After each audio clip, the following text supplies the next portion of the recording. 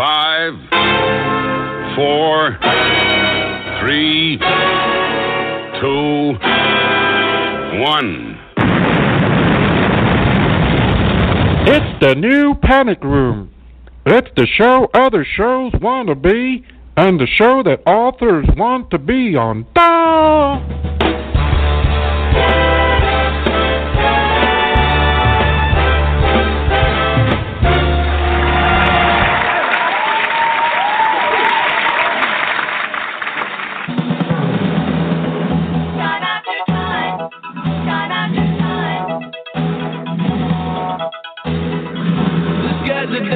They grow so dim. Strangers are meeting, but it never ends. And one day they'll remember. One day they will know. From far away there comes a warning sound, and no one listens, but it's all around. And one day they'll remember. One day they will know. Time after time, no hiding anywhere. Time after time, the visions in the air. Time after time, they come from everywhere. Time after time, listen to the sirens of the world. They breathe a whisper, waiting for the word. And one day they'll remember. One day they will know. Time after time it is the same old story. Another footstep on the trail of glory. One day they'll remember. One day they will know. Time after time, no hiding anywhere. Time after time, the visions in the air. Time after time, they come from everywhere.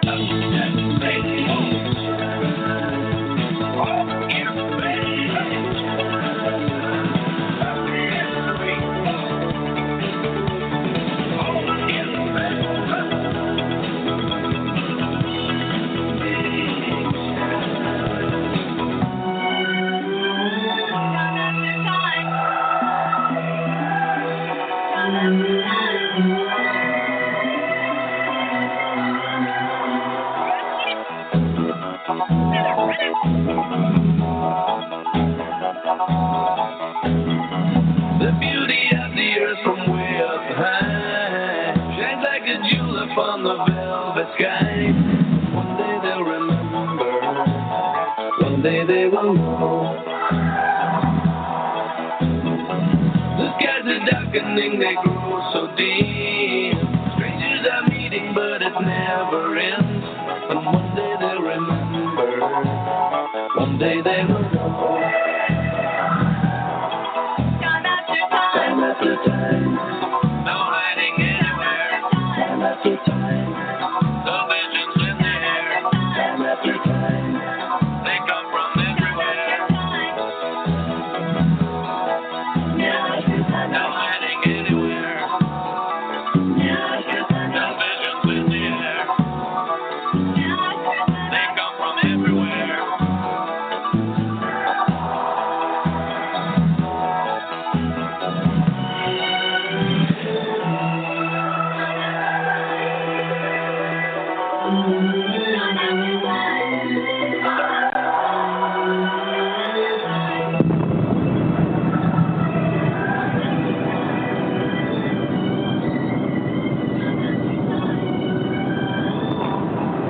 The all-new Panic Room radio show is brought to you by hellboundbooks.com.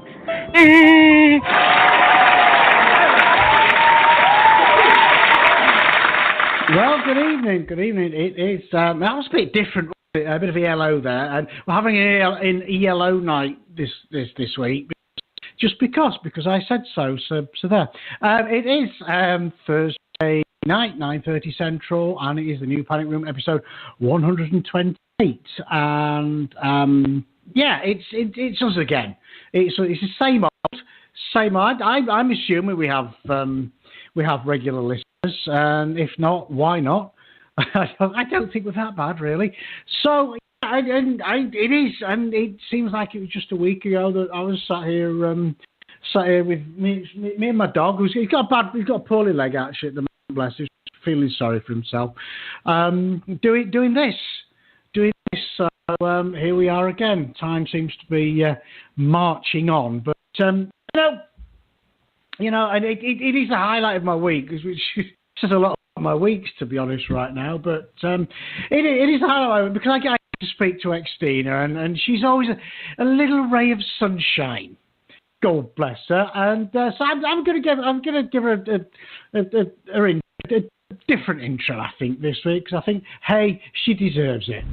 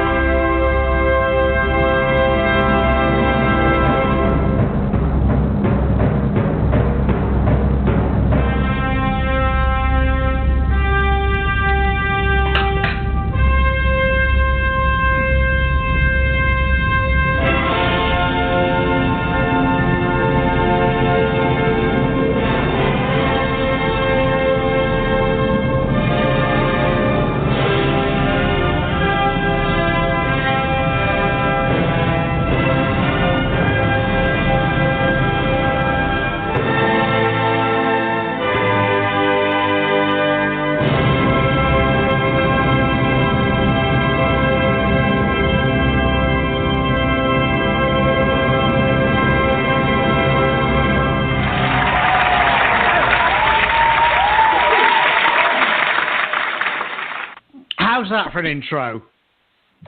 It's great. It is. Isn't that phenomenal? Phenomenal. It only took me like 30 seconds before I realized it was Dawes. I was like, what is that? Oh, wait, there it is.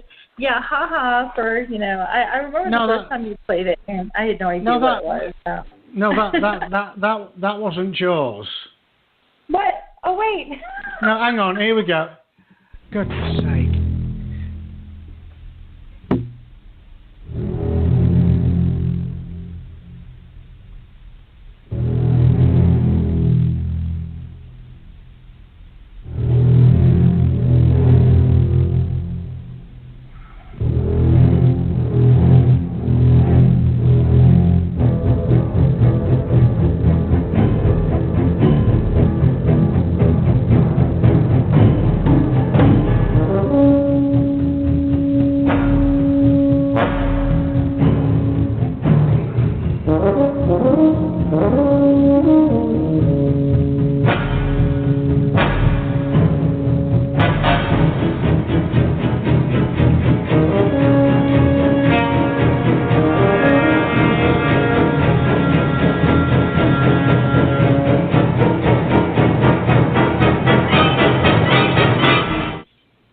That is Jaws.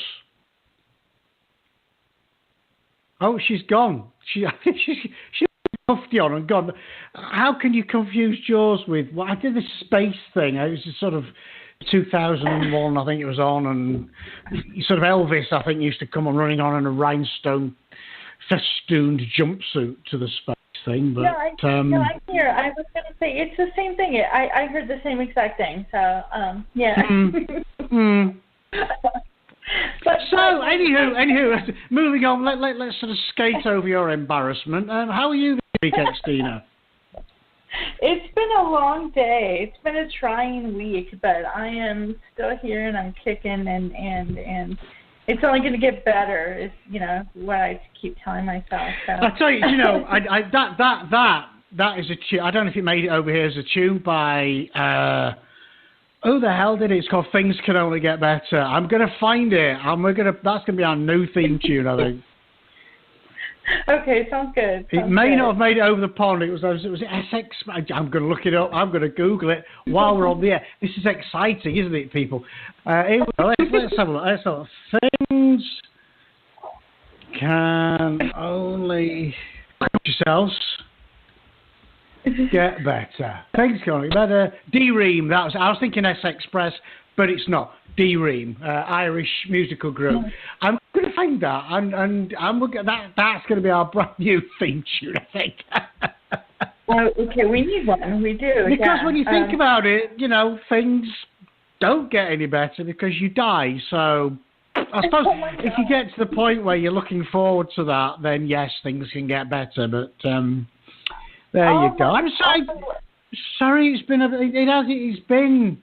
I think it's the January's always it's the bitch month, isn't it? Because it's you've had sort of the month of December's pretty much a month off here.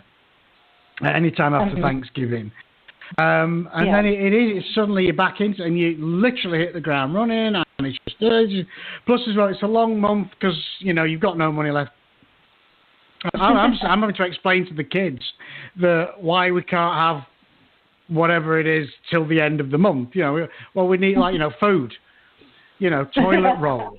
Why do I have to wipe my bottom with the ferret net? Well, because we've spent we don't get paid now for another 5 weeks. So there's that. My son just turned 15 though a couple of days ago. So there was that. We had a birthday celebration for him, and that was really cool. And he turned 15. How old was he? 15. Wow. 15. How old does that make you feel? Well, mine is 16 and a half. I mean, obviously he's in his 17th year. He's 17. He's 10. He's like, shit. My daughter's 10 in a couple of months. So it's like, what? Yeah. And there's nothing like watching kids grow as a daily reminder that you just one step nearer the grave. Really. Oh God! Don't you make me depressed now. I tell you what did depress me. Funnily enough, my daughter got a she's been friends with this little girl since preschool. And they've kept in touch, and they have sleep and all the stuff that girls do. Mum is 2 years, 2 years older than my eldest son. Wow. Which is not the 17-year-old. But yeah, and that is her father, which is my daughter's friend's grandfather, is actually 2 years younger than me. Wow. Oh, I know. I'm scared. And it's funny because people, they see me with my daughter and they're, oh, is that your grandbaby? Fuck off. Fuck off. No, I made that.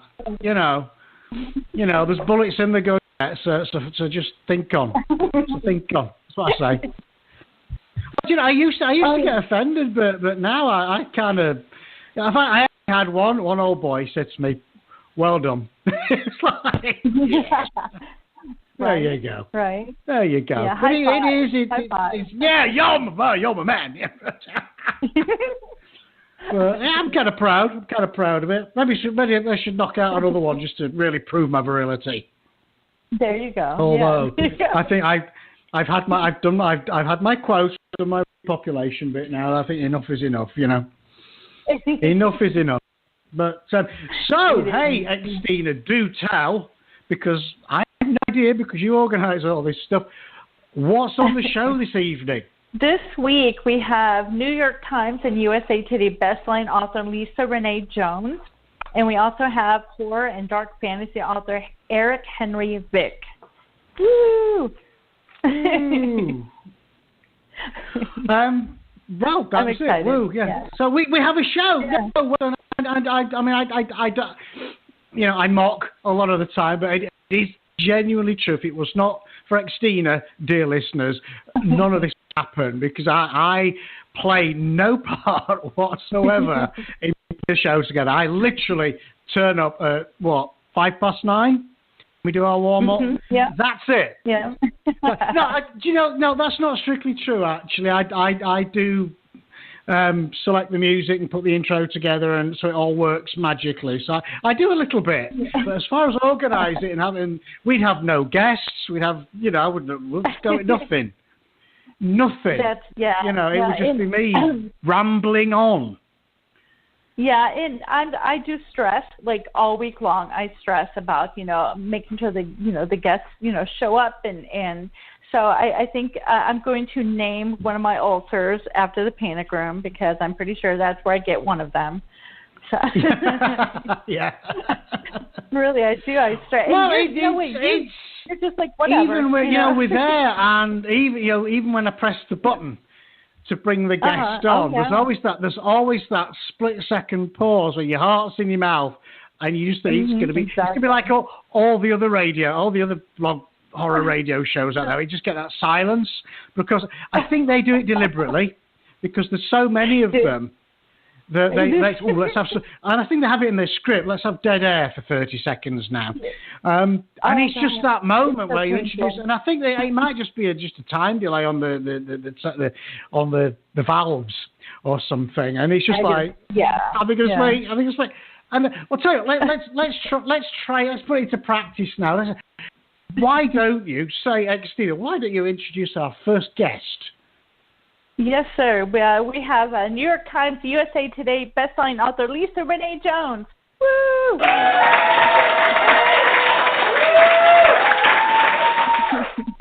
Hi. Hello. Thanks for having me. Hey! We didn't get the time delay. Thank you for that. How are you, Lisa? Are you well? I'm good. How are you guys? Sounds like you're having fun. No, it does sound like that. We're actually miserable, to be honest. But we act. It's all an act. We've had rotten day. Both of us had a rotten day, a pretty trying week. But here we are. Entertaining the nation. I feel. So I thought the show had a 516 area code. Are you guys in Long Island, or one of you in Long Island? No. No? Oh, well, I lived in Long Island for a while, and I had a 516 area code, so I'm like, there's my old stomping ground, but I guess not. It does say New York when you call in, yeah. Yeah, so that's why, I guess, yeah. Oh, no, sorry. No. So I will move before the next show. I will make sure I move to Long Island, just to be there, just to absorb the atmos. There you go. So we have... It's going to be one of those nights tonight. I can just see. So Lisa Renee Jones, who writes books mostly. Is it right words? Romance mostly? I write a mix of a lot of things. I mean, I write romantic suspense, but I also write a police procedural, and then I have a thriller coming out this year that's just straight thriller. So I write all over the board. But at my core, I always write suspense, yeah. So where does your heart lie? I mean, you must have a favourite. Oh, suspense, definitely. That's why most of the things I write have suspense in them, because I really like the mystery aspect of things. But, I mean, I think, romance is a part of life, and we all want a good romance, so it's always nice to have that element in there.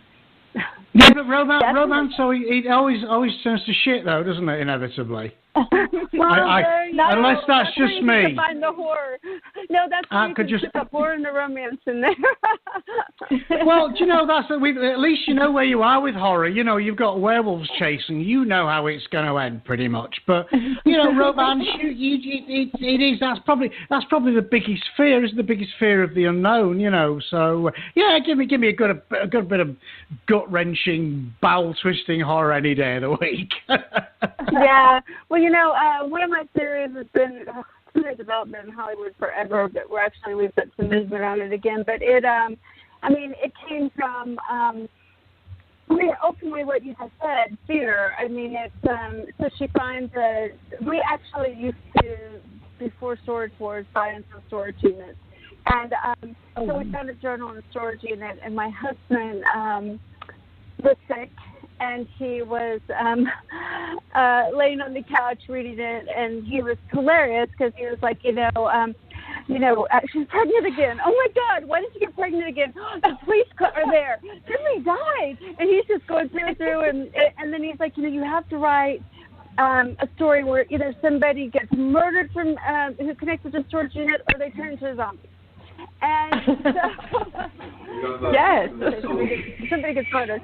Anyway, so in the story, she basically inherits the storage unit from her neighbor, and she, who had bought it in an auction, she starts reading the journal, and then she goes and tries to find the girl, and then kind of starts living her life. And then you start wondering if everybody who's in the journals, if she's putting herself in danger, if the woman who wrote the journals is dead, is she getting involved with those in people's lives? But she falls in love. So, I mean, should she be in love, or is he going to kill her? So that's the kind of, stuff that I tend to write is, it's romance, yes, but there's also that is somebody about to die kind of element to it. I love that. I do. When I had more time to read often, I do love romance, but I want something other than romance. I don't want just romance. I want the thriller aspect, or, do you like dark romance? Are you like the dark romance? Do you like that at all? Yeah, that's what I prefer, which is why that story, it's also, the journals are very dark and erotic, and, you see her kind of, in this case, the story's erotic, even though it didn't, and the erotic element of it is she's putting herself on the line and doing things she'd never done before, but and that takes a lot of trust, but if she's trusting the wrong person, is she actually putting her life on the line? So it's very dark from that standpoint. Wow, yeah, definitely. Yeah. Because, when are you, the reason I use sex in these books is, when are you the most vulnerable? But when you're naked and doing things you've never done before, when you're daring to be that vulnerable, and then you could end up back with that person you trusted, So, wow. And that's kind of, and it doesn't necessarily have to be, I think it's relatable in the fact that you don't necessarily have to be going to okay, but it's that vulnerability of daring to do something you've never done before, Awesome. Definitely. Yeah. I was wondering, I love to find out who everybody's reading, because, it might give me an idea and I go out and, get a book too, but who do you like to read when you're not writing? I am a huge Karen Marie Moning fan. And it's paranormal, but she writes first person like I do, which I really love, because it doesn't screw me up. I a lot of times if I read third person, I start trying to write in third person. She's just brilliant. She's world building. Her Fever series is one of my favorites. I love Sterling Kenyon, which is paranormal. Again, I have written paranormal, but I'm not writing it now, so it's really fun to be in this world that I can escape to. So those are two of my favorites. But I love Linda Howard. She's old school. But I've read her since, she's just phenomenal.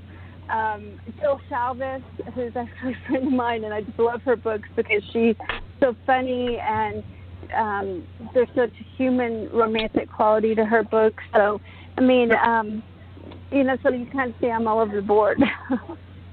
Yeah. I used to love, Linda Howard and Kay Hooper, and I was a big fan. Yeah. And Linda Howard. I can't sit out. Linda Howard has a book called Mr. Perfect that I still to this day tell people to read, even though it's really outdated because it's like probably I think she wrote it in the 80s or 90s. So there's a lot of things like office politics and stuff like that we never let people get away with now. But the book is so good and hilarious. I still laugh out loud. I'll have to give that one a look. I don't think I can't remember that title, so it might not be one of the ones that I was familiar with. But there was a time when I read like everything I can get my hands on, of hers, and I thought she was really good. And I think one of my very first, book boyfriends was Rourke from the In Depth series, J.D. Robb. I was just in love with him. Really? Yes. I thought that would have made... mother-in-law reads that series. Yeah, I haven't read it, and I've been wanting to, but I've been having it on my Audible library to read or listen to, and I haven't. You know, what I just listened to that was so good was Evil Has a Name, and it's about the Golden State Killer, and oh my God, it is fascinating. And it was done kind of like a podcast, and it was done by the actual investigators who solved it. And I mean, if you're into true crime, I'm not even that into true crime, but not from a listening standpoint, because it's got to be really engaging, like a story for me. And this one's so good. I highly recommend it.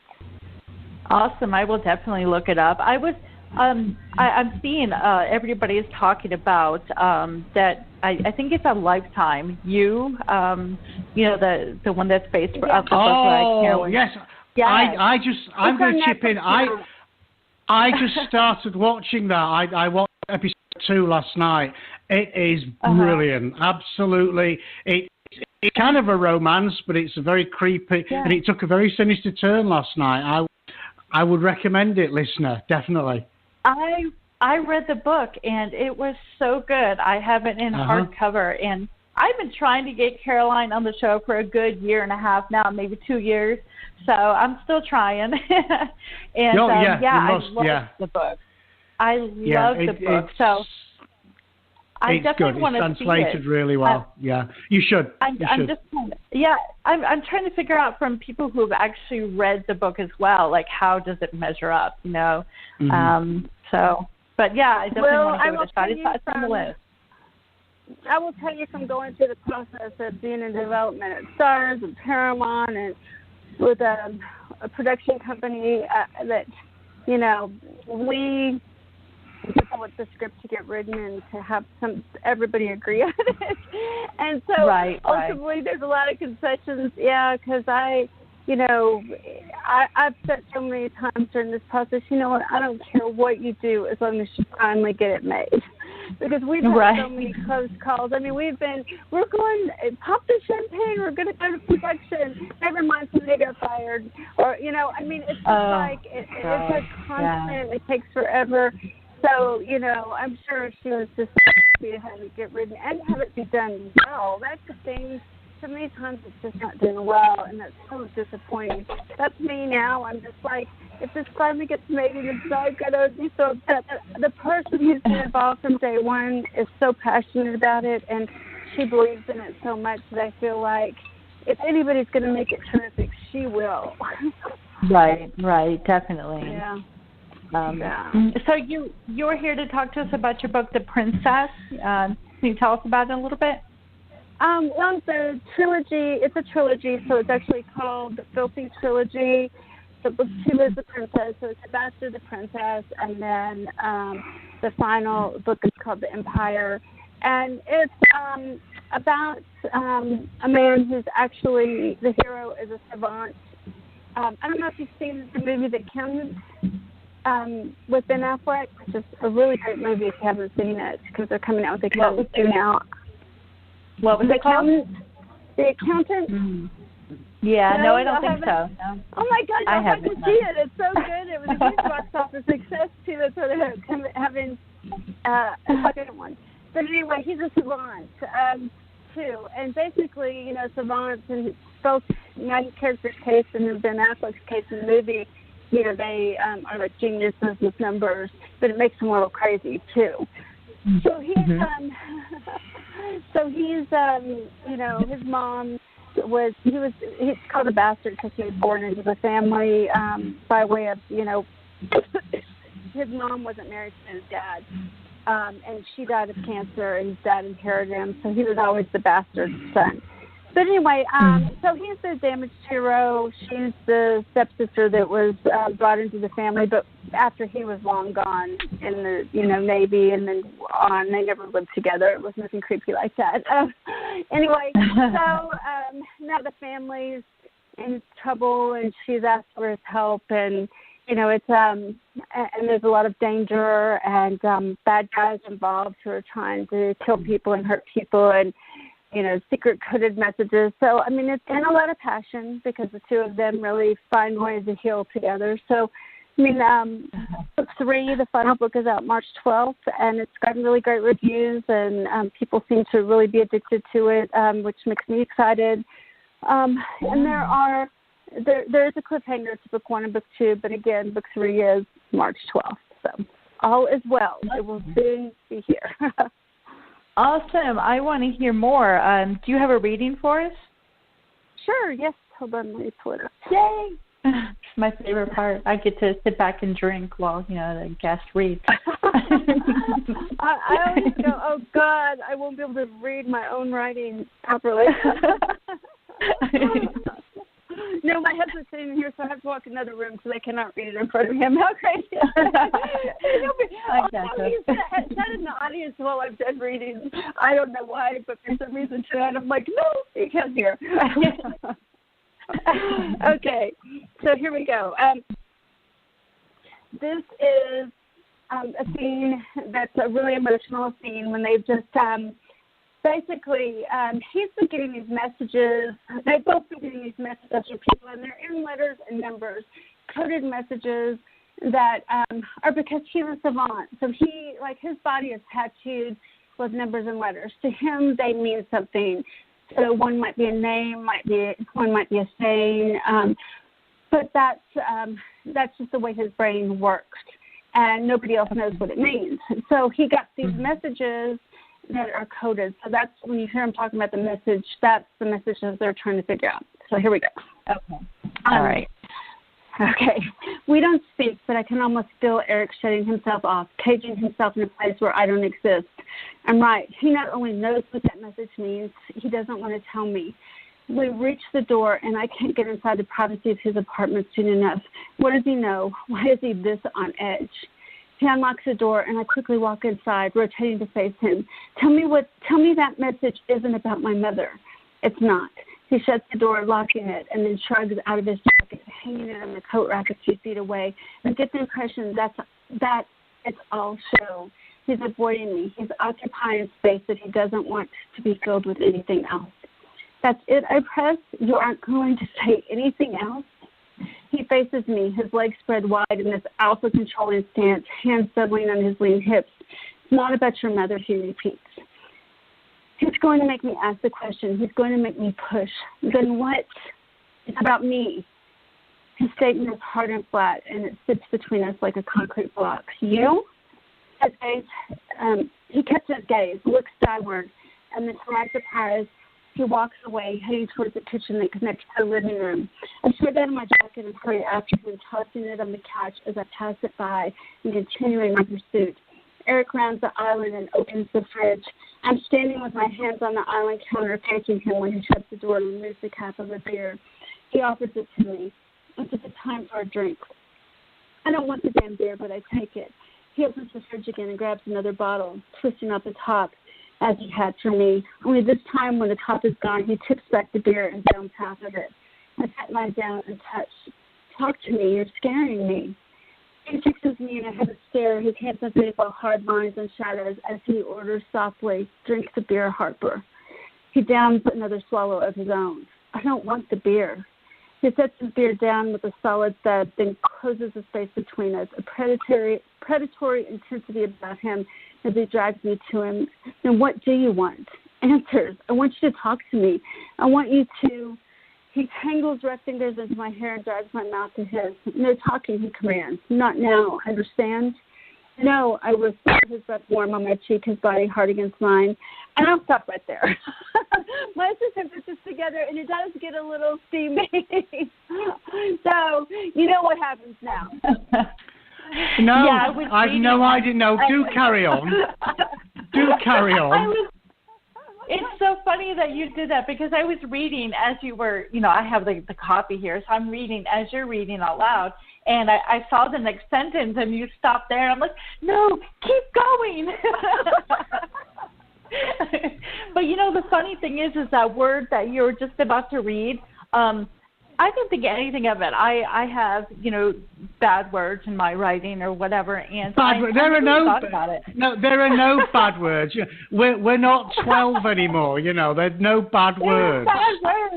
There were bad words. And maybe it's waffle. That's a bad word, I think. But other than that. When we lived in New York for 2 years, we had moved from Texas, and in Texas, it's all, manners, it's politeness. You don't use the F word. So when we get to New York, everybody's F this, F that, blah, blah, blah, and we're just like, oh my God. And we didn't get people. They were really rough and gruff and cranky. But then one day my husband comes home, and he's like, baby, I got it. I understand New Yorkers. And I'm like, what are you talking about? He's like, so I was in this record store, and he said, this man is like shouting at the owner of the store. He's going, F you, F that, F this, F that. And he said, but then when it was over, they would, okay, Joe, see you next week. He's like, they were having a conversation. Yeah. And so after that, we got it. You had to be aggressive for people to understand you. But then, flash forward 2 years later, where we moved to Colorado Springs, which is like the Bible banger capital of the world. You do not spit out the F word here. And what's the first thing Diego does, standing in line at the convenience store, is spurts out the F word. We don't get in trouble here in Springs for that, baby. We're not in New York anymore. It's kind of like you're not in Kansas anymore. No, you're not in New York anymore. Right? It's just what do they call the swear words? Just a sentence enhancer. And yeah, I have known people who actually use fuck, like a comma, like you just insert a comma right there, and it gets to be pretty interesting, deciphering the sentences. Well, I have a character named Lila Love. She's in my, it's a police procedural. She's a detective, and her name is, everybody calls her Lila effing Love, but it's because she uses the F word as a sentence enhancer always. And so, some reviewers are not happy. They're like, why does she have to use the F word so much? Because she's Lila, and the whole point is that she likes to shock everybody. She likes to do what people don't like. So she's fun to ride, and I don't think I could have ridden her before I lived in New York. That's awesome. I love that. Well, I hate to say this, but we're just about out of time for our first segment. But I want to thank you so much for coming on, Lisa, and we definitely have to have you back. This was a lot of fun. Can you tell us where we can find you online? Yes, LisaReneeJones.com. So just Lisa, RENEE Jones.com. But I'm also on Twitter at the same, Lisa Renee Jones, and I'm on Facebook. Author Lisa Renee Jones. So I always respond to everybody. So, come out and give me a shout if you want, and I will answer back. Awesome. Fantastic. Yes, I'll get the link Xtina will stalk you. I will. Thank you for having me. Good night, you guys. Thank you. Lisa. Good night. And we will be right back after these messages. 5, 4. I've done it again, haven't I? It's been a couple of weeks since I've done that, and I thought it's about time I pressed the wrong button. We'll be right back after. So we can cut you out in post. Don't you worry about that. And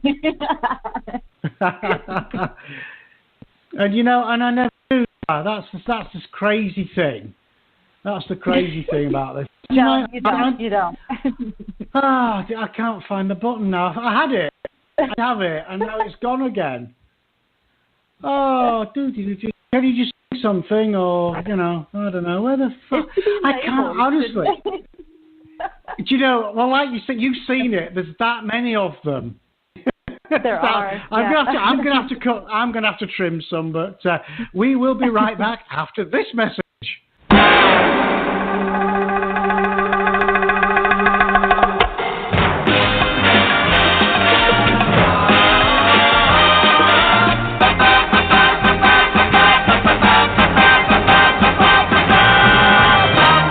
Room Radio Show is sponsored by Hellbound Books, purveyors of all manner of dark fiction. You can find the publisher along with links to all their available works across platforms at hellboundbookspublishing.com. Hellbound Books is proud to be the first in the indie publishing business with a very own app on both Google Play and the App Store. In the mood for something steamy to read, check out new erotica author Jennifer Lynn's website at jenniferlynnerotica.com. You can find James at his website, www.jameslongmore.com, and Xtina has an author page found on the Hellbound website. Don't forget to follow the Panic Room Radio Show on social media. Our Facebook page, Unofficial The Panic Room Radio Show, Twitter at Panic Room Radio, our YouTube channel, The New Panic Room Radio Show, and come visit our website at www.panicroomradio.com.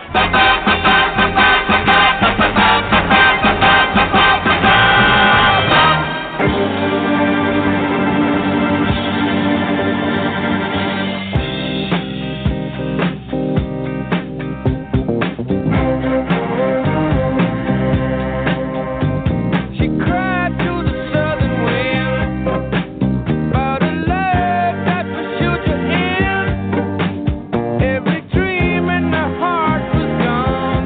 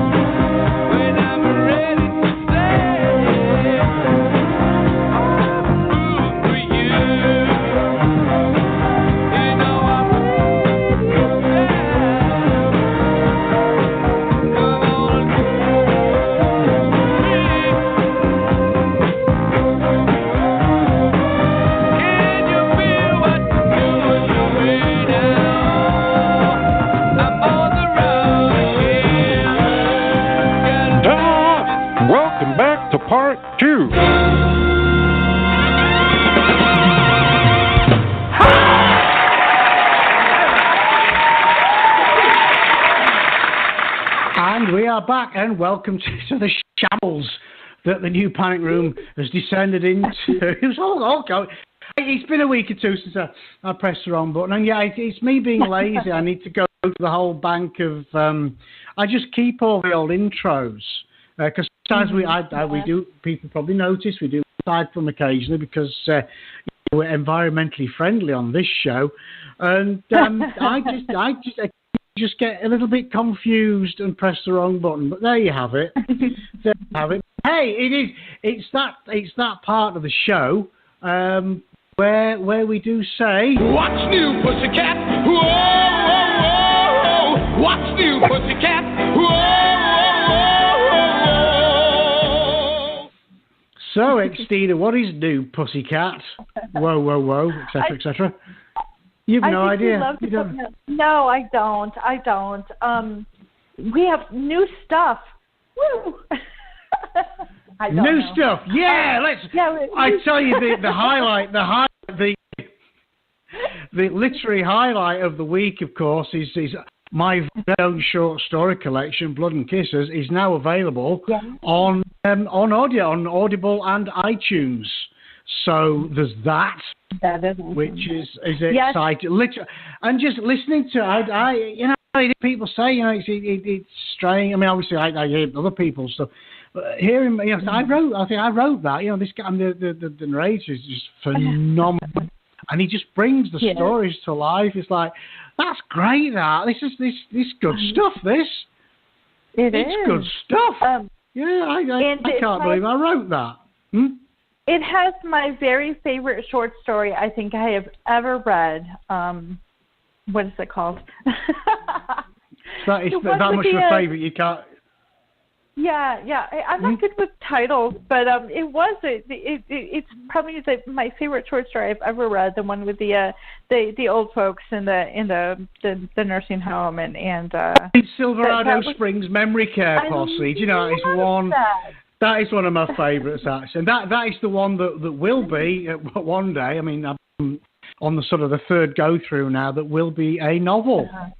I can't wait. Expanded into a novel. Because can't wait.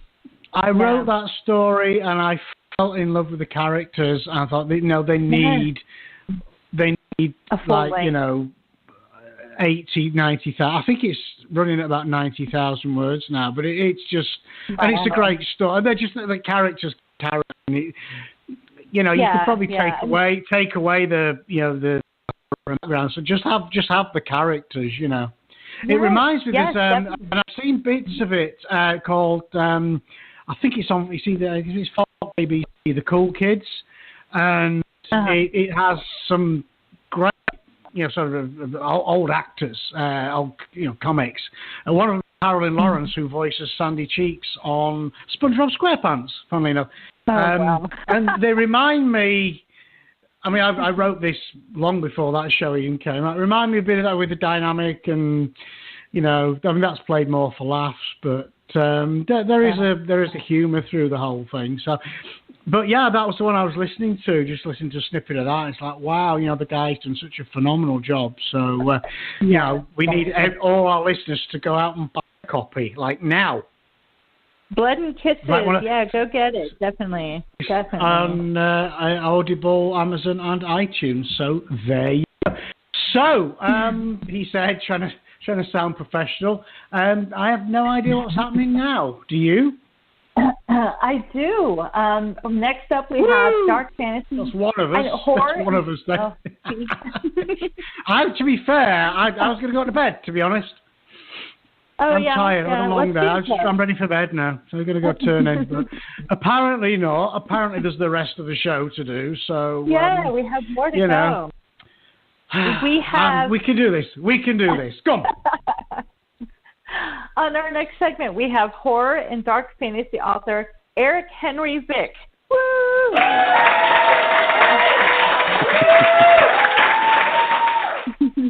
Erik, how are you there, sir?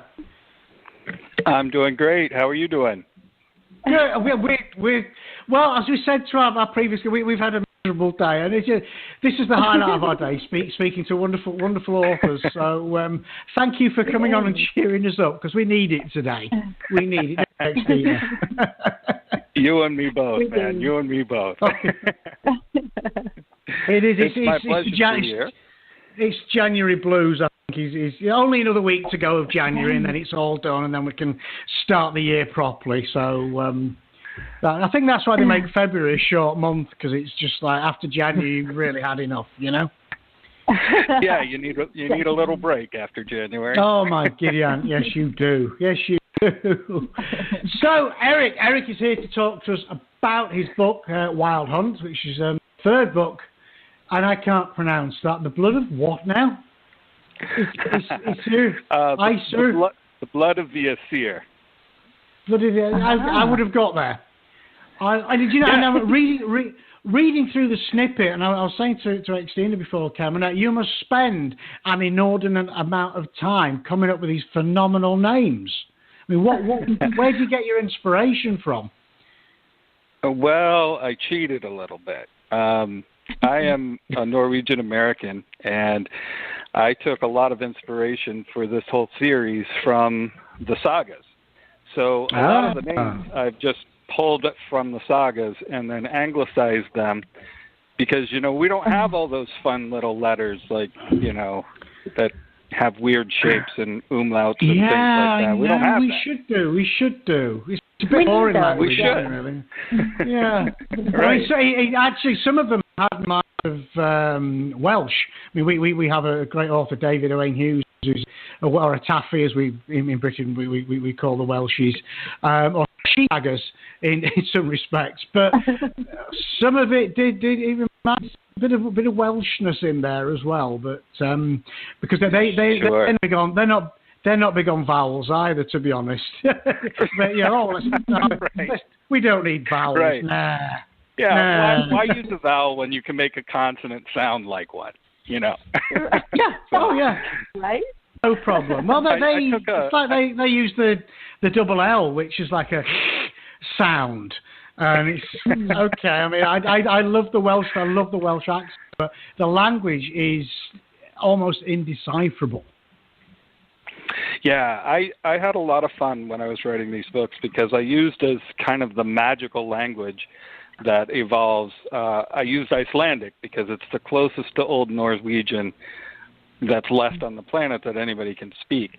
And so I used that, and I needed, obviously, a translation guide for how to anglicize these things. And I had tremendous fun finding out that, you know, you pronounce almost every letter in Icelandic, you just make it sound like a K.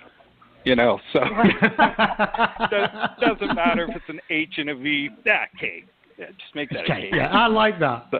I like that. Yeah. Yeah. But it's funny. I mean, I explaining, you know, the finer points of the English language to my children, and you know, why is there a K in knitting, and why is there this? And you do get to a point where, look, it just is, all right. Yeah. You know, right. Just like it because somebody decided. It, so just shut up, you know. Why does psychology have a P? I don't fucking know. But I didn't make the language up, did I, kid? Shut up. Right. I just learned how to spell in 4th grade. Well, there's the whole. It was funny actually. There's the whole I before the E except P thing, and I stood by that. Even in the face of that, I still write received. Because of that rhyme, and then it was actually explained to me, literally only a few weeks ago, that there's actually a second half of the rhyme, and they never taught us that at school. Oh, no. Yeah, apparently so. They never taught us that. So I've been going through all these years with it wrong. My life is just been a one big lie.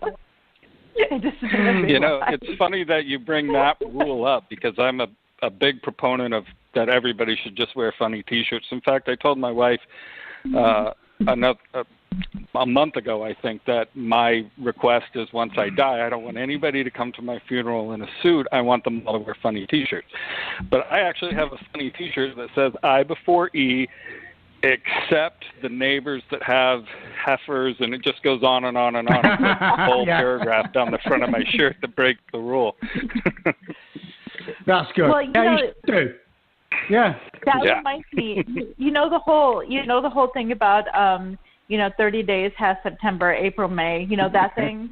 Well, my dad always said it wrong. And he did it on purpose, but I don't know why. But he would say 30 days has September, April, May, and no wonder. All the rest have 31, because her grandmother who rides a bicycle. Like, why would you do this to me? Like, I don't even know how many exactly. So I don't know how many days are in a month anymore. I like your dad. Yeah. My grandfather, my mother's father, actually taught her when she was, I think, 5 years old, that 2 + 2 = 5. And it took 2 years of primary school for them to teach her that my it was really 4. That is so mean. Well, that's the beauty of children is, I mean, you can tell them any old crap and they just believe it. It's brilliant. Well, it's brilliant. And my both of my grandfathers were actually huge proponents of practical jokes. So, I come by the funny T-shirt thing naturally, I think. But, one of my grandfathers was a postal carrier in the rural Midwest. And, it's this big flat prairie lands where during winter you want a few trees to keep the snow from burying your house. And he had this one guy on his route that always would say to him, "Hey, have my trees come in, have my trees come in." And they weren't coming in. So one day my grandfather went into the empty lot next to the post office and cut down a bunch of very tall weeds, bundled them up, labeled each one meticulously, and went and delivered them to this guy as a joke. And then the guy went and planted them all, so he never had the heart to go tell him that those were just weeds. Oh, no. That's awful. Speaking of lies, we tell our children, when you have the tooth fairy. Well, my kids would get up out of bed over and over again all the time, and I came up with, if you don't stay in bed and guard your tooth, the tooth monster is going to come and steal it. And that worked. They did not get up. And now I'm thinking, oh my God, I bet you I traumatized these children. They're probably in their beds terrified of this tooth monster. But that was brilliant, and it works. So. They'll just grow up to be horror authors. Right? Exactly. Exactly. Yeah, we need more of those. Yeah, the world needs more of those. It's like the whole Santa thing. It's funny. My son. I mean, he's 16 now. But when he was little, it was funny. He got to that age where he'd figured it out. But it was funny. He was keeping up the pretense for us, and we were keeping up the pretense for him. And it was just like this odd sort of, we talk about Santa, you know what I mean? It was just like, and that went on for a couple of years before we finally, and of course, he's, little sticky mugs. We kept it going for her as well, but and people, it's linked to kids and that, but it's still it's adding a bit of magic to the whole. Heaven knows their lives are going to be shit enough when they grow up, so let them enjoy. Goodness sake, kiddies. When they're kiddies, gotta have a good sense of make believe, right? Yeah. Yes, well, it keeps on. We've all been children. It's, I can't wait till I'm grown up. You become a grown-up, and you realise just how crap it is. It's just like, yes, that's right. My sons now can't wait to leave school and grow up and be grown-up and that and do what I want. And no, you have less freedom as a grown-up. You do it at 16, for God's sake. Enjoy it. That's right. And when they're 16, they will not believe that. No, I didn't. No, definitely. I could not wait. I didn't either. And finish my education and get a $200,000 $1 a year job and all the rest of it. Yeah, life right. life isn't like that, is it? You've got to work for it, apparently. I'm told. Yeah. Yeah.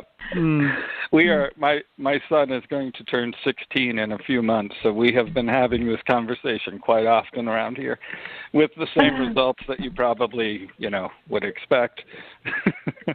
Oh, yeah. You know, it's so funny. I have been talking to other people who have children, you know, around my kid's age. My son just turned 15. And, like, even with you, James, like, I've known you for a number of years now. And, you know, the only thing I've ever, you know, you talk about your son, and you're like, you know, I see him when we pass, you know, going to the fridge or something like that.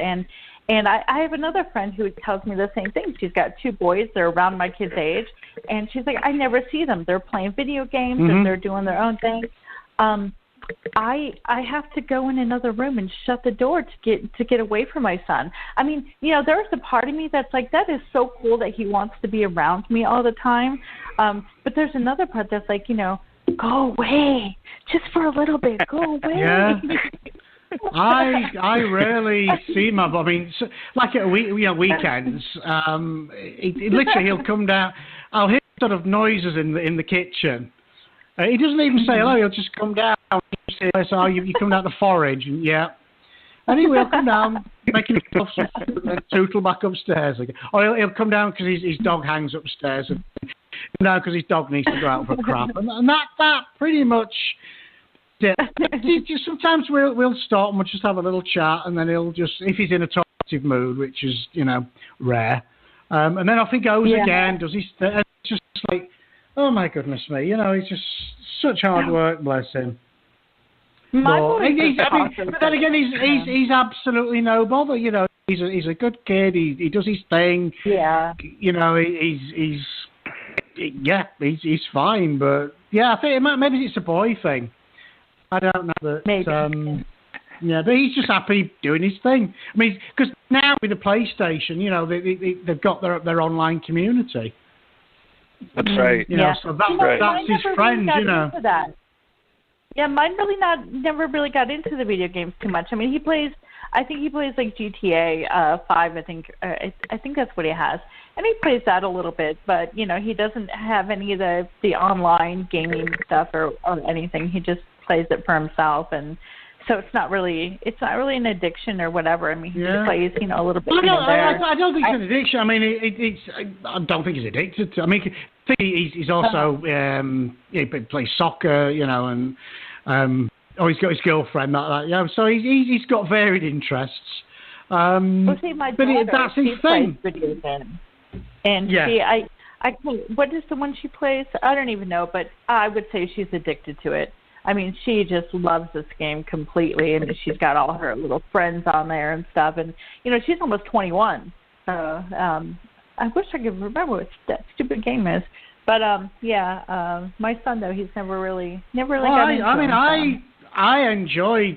I just don't have the time. I've been playing Wolfenstein 2 for the last 3 years now, and to be fair, I'd have to start again because it's been that long since I played it. I wouldn't even know what the controllers do now.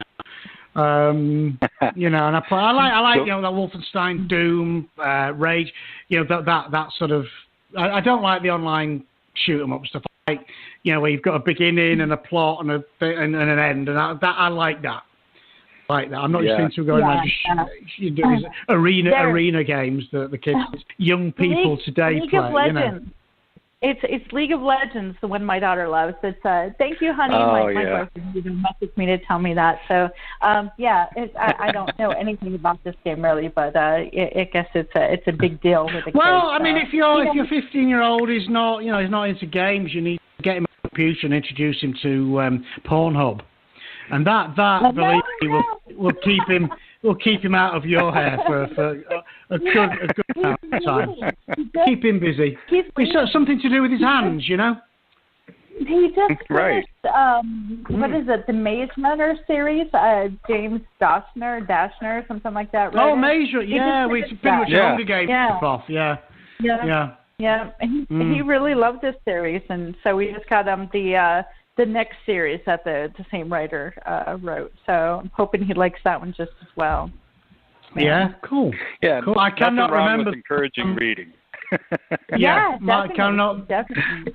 Other than what they make him read at school, I can't. The last time in fact, we got him the To Kill a Mockingbird box set, and he read I know he read those, so I was waiting for him to read them so I could read them after him. And that must have been 4 years ago now. And other than the ones for, for schoolwork, he's on To Kill a Mockingbird and he's on a show, I can't remember which Shakespeare he's on now. I don't think he's reading them, to be honest with you. It's like books are just an alien concept to the boy. All right. So, Erik, you're here to talk to us about your book, Wild Hunt. We have an audio clip, I believe. Do you need to set up the clip for us or anything? Sure. The audio clip is actually the first book in the series, which is called Errant Gods. And it's actually the very first chapter of the very first book. So, and the reason that I wanted to do that was I thought it would make more sense and also wouldn't spoil all the twists that I've thrown in it. And basically what the scene is two people, a man and a woman, who are having a little discussion about some happened in their recent past and where they're going to go from there. Awesome. Do we have that clip ready, James? I need to press the button now. Here we go. Go then. There are other worlds than these. Stephen King. 1. Thou art mad now, Loki, and reft of mind. Why, Loki, leav'st thou not off? Frigg, methinks, is wise in all fates, though herself say them not. The Gylvigening. Hunger. The woman who called herself Liz, despite being named something else, slammed the stainless steel freezer door and glared at it. The freezer was empty, and she was hungry. Behind her, on the worn futon, Luca fidgeted like a small child waiting for punishment. It made her want to choke him. We are out of meat. Again. Liz ran her hand through her long blonde hair, trying to force it into some kind of order. She hated looking like a tatterdemalion in front of any man, but even more so in front of Luca. How long do you expect me to go without? You promised to take care of me, Luca. I'm sorry, my queen. She sneered at the weakness in his voice. Who sits before me? Surely this petulant child is not Luca Ulfetidin, feared by so many back home? My queen, She whirled to face him, biting back the words that danced on her tongue. Ire coursed through her veins like lava, hot and fierce, and a part of her wanted desperately to let those words fly. Just stop it, Luca, she screamed instead. Stop sitting there acting like that puny little cop beat us. I can't stand to be in the same room as you. Luca looked her in the eye for the first time in what felt like an eon. I wanted to kill him at the end. You forbade me. Passion burned in his pale green eyes, and she reveled in waking him up again at last. The words she didn't want to say kicked at the back of her teeth like a child having a temper tantrum. She had to say something, or she knew those words in the Gamla Tunkumal, the language of the old ones, would worm their way out. Who the fuck are you to question me? Luca smiled crookedly. You have embraced cursing in this language at last, my queen. Her anger cooled at once. She'd always been labile, but this was something else. Luca knew her so well after all these years in relative isolation. Part of her detested how well he knew her, and that his arguments and tactics could sway her thinking. It was the same part of her that wanted to let those words fly, and she fought to suppress that part of herself. Indeed, it seems I have, she muttered. Luca's passion faded. As it did, he seemed to deflate, to become less of a man. Her expression hardened, and she sneered at him. Do you think I asked you, out of all of my courtiers, to accompany me here because I like weak little boys? He grinned, but his expression was sour, bitter. He didn't meet her gaze. I never understood why, my queen. I just delighted in it. After everything you did for me back home, after going to war, even against your own brothers for me, after killing with such ruthless abandon anyone who stood in my way or who threatened me, how can you not understand, my Luca? After all the things you did, my champion, this was your reward. She waved her hand down her tall, lean form. With a wide smile, she watched his eyes follow the course of her hand. Their present circumstances had made her thin with brutal efficiency, but she was still beautiful. The wind outside shrieked, flinging snow at the window of their tiny, one-room apartment. The blizzard had come at the worst possible time. He couldn't hunt in this. It wasn't his fault, she knew that. But it is his fault, insisted a voice buried in the back of her mind. Her neighbors in Ontario County would have called it a white Christmas. She scoffed at the thought. She still didn't understand the point of the holiday, even after all the years she'd spent in this wretched country. Luca reached into the large side pockets of his black cargo pants and pulled out a foil-wrapped parcel. "Take this, my queen," he said, holding it out. "I was saving it in case you didn't have enough." He peeled back the foil to show her a piece of meat that was seared just enough to keep its juices inside. She looked at his emaciated face. He had always put her needs before her own. "You eat it, Luca." He shook his head. "No, my queen. I'm not hungry." "You are so thin, dear one." "No, my queen. I am fine. You need this more than I do."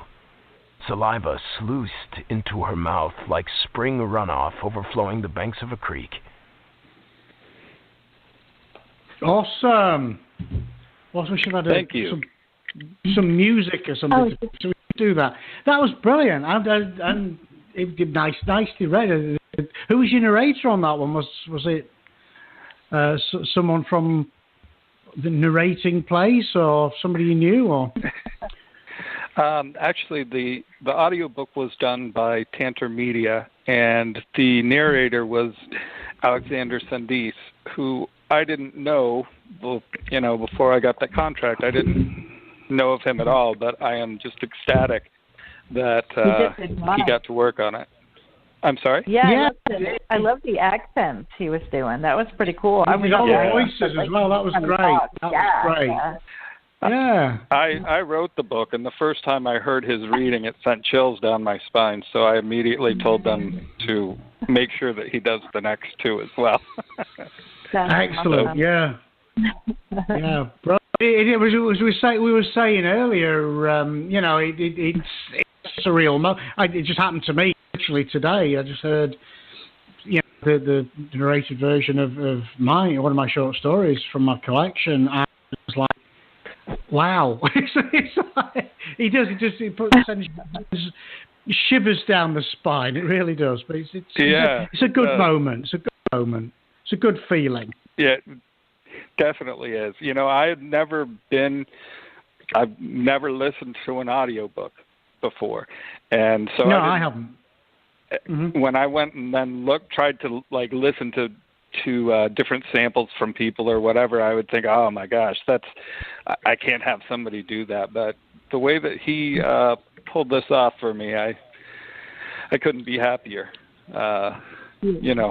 He obviously put in a ton of effort into the acting side of the voice acting part. Definitely. And I really appreciate it. Yeah.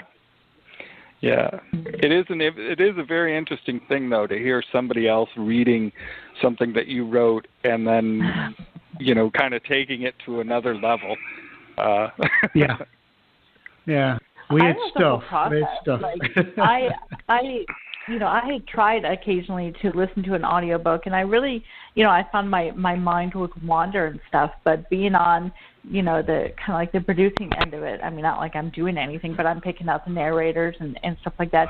And that is so cool to be involved in that process. And so when the book finally comes out and it's, it goes live and everything, I just feel like it's my baby too. I'm like, that was so cool. Listening to the auditions and deciding, what voice is going to fit this book, and it's just so much fun. It is. I'm seeing the whole audio thing in a whole different light, so it's pretty cool. I like it.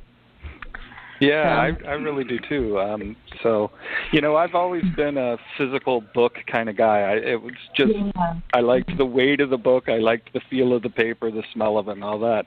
And I was disabled about 10 years ago, so books became something that I couldn't really do anymore. And I got involved in electronic books.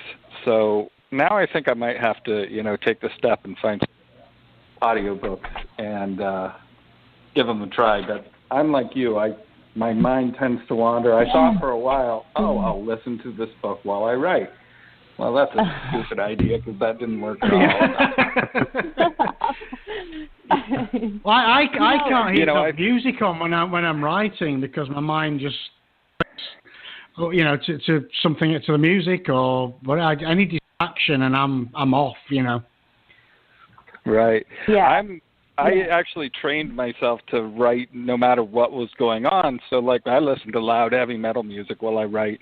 And I thought, that'll be no problem. I'll be able to listen to this and write.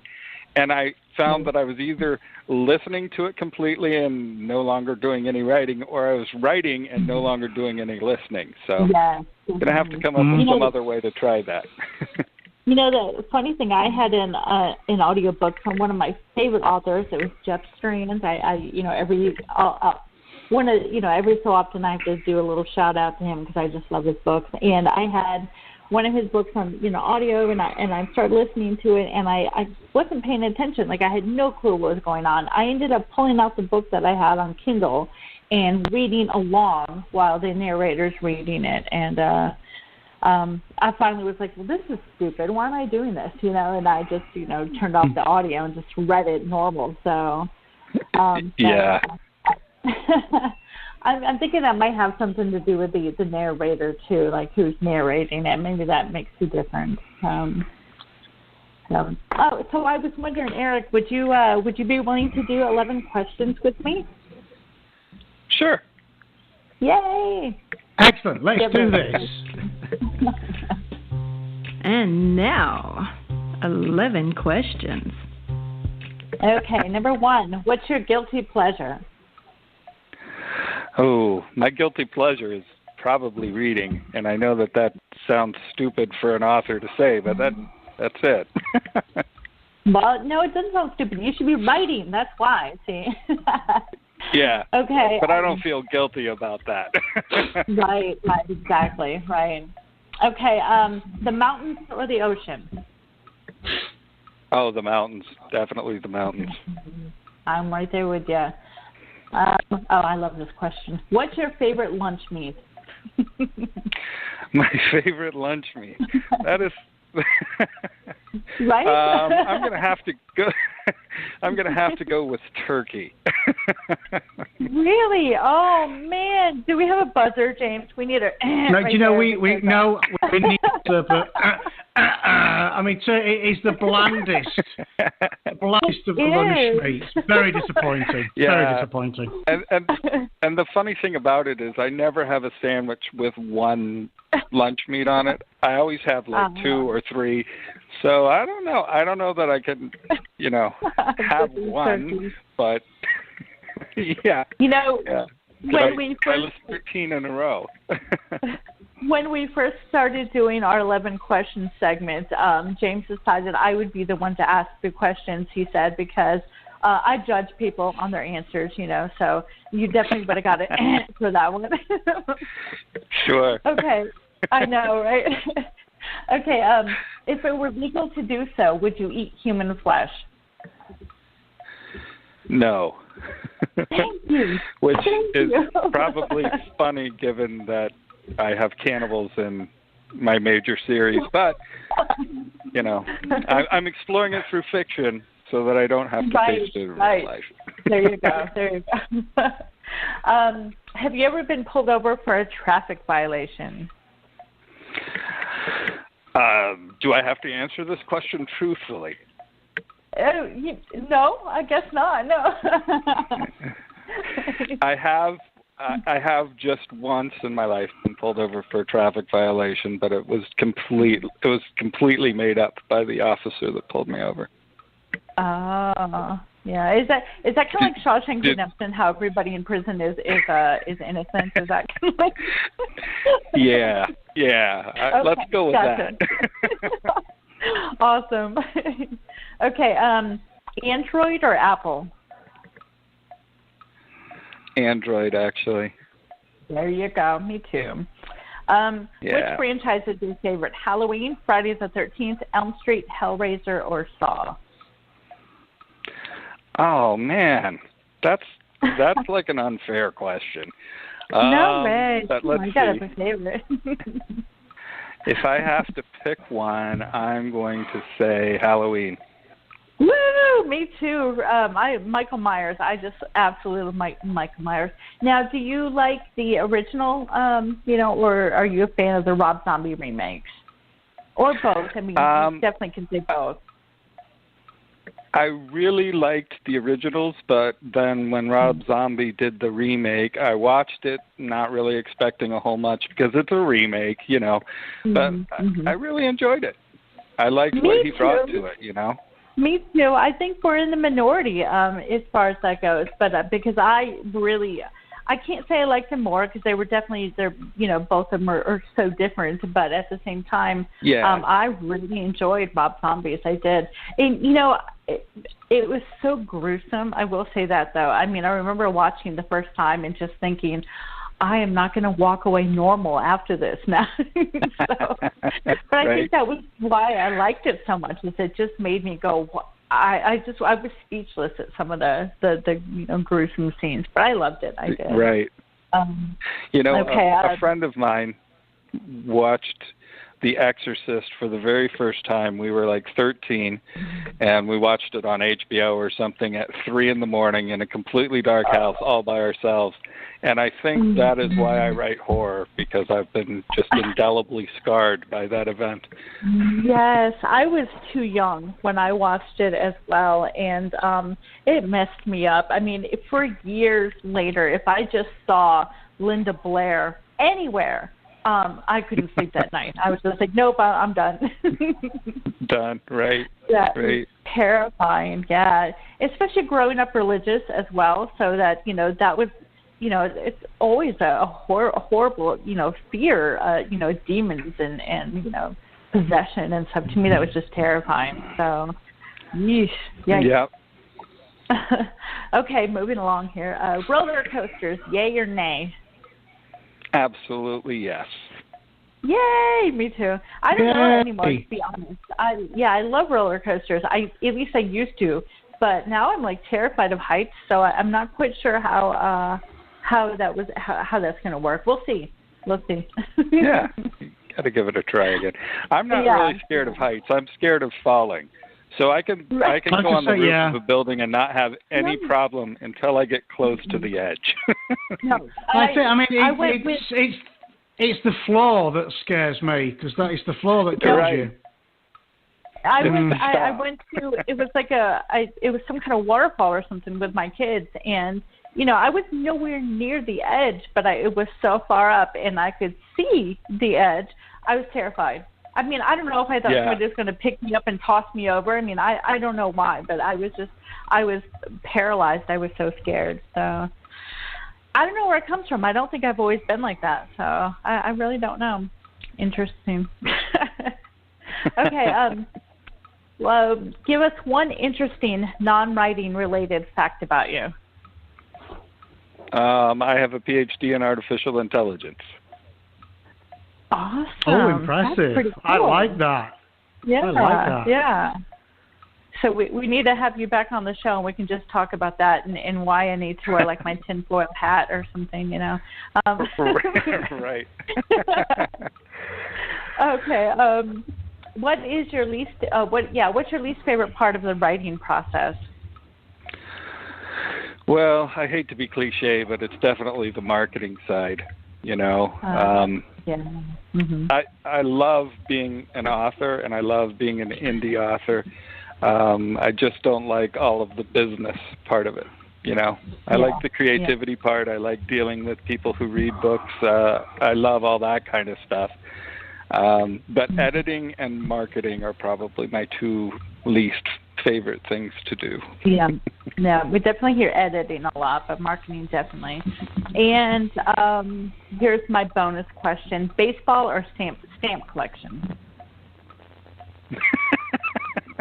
Right? Is there a third option? Like, I don't know, Nope. setting yourself on fire? Yeah. I don't know. If I had a choice between stamp collection and baseball, I think I would choose setting myself on fire. Wow. Not a fan of either then, huh?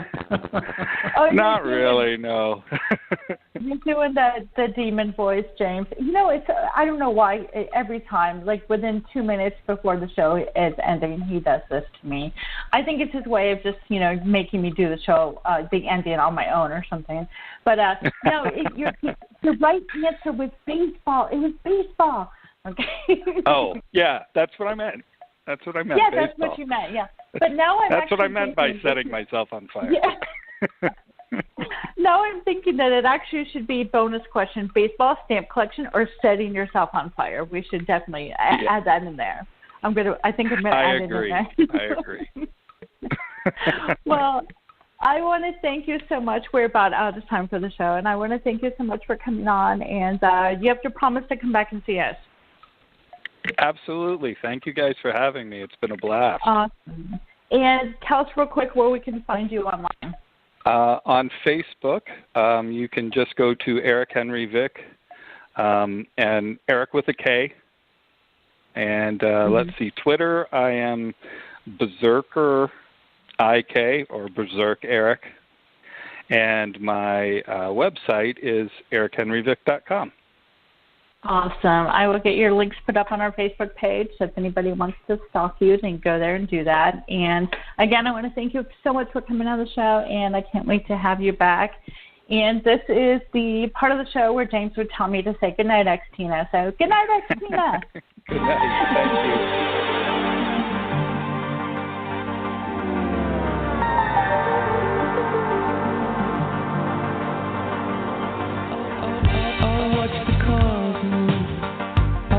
The lights upon the window.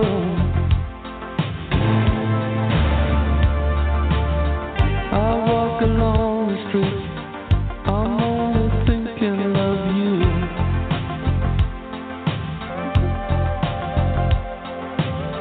I watch the clock staring from the wall. It hardly moves at all. It's you I'm waiting for.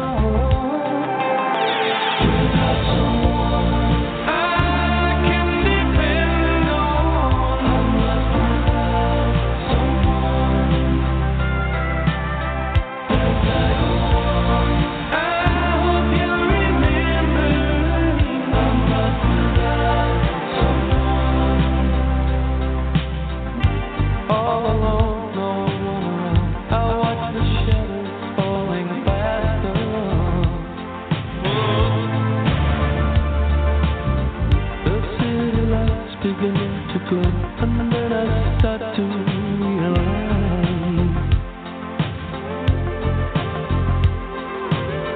I can't be honest as they slip away into another day, wondering where you'll stay. Without someone I can depend on, I must without someone.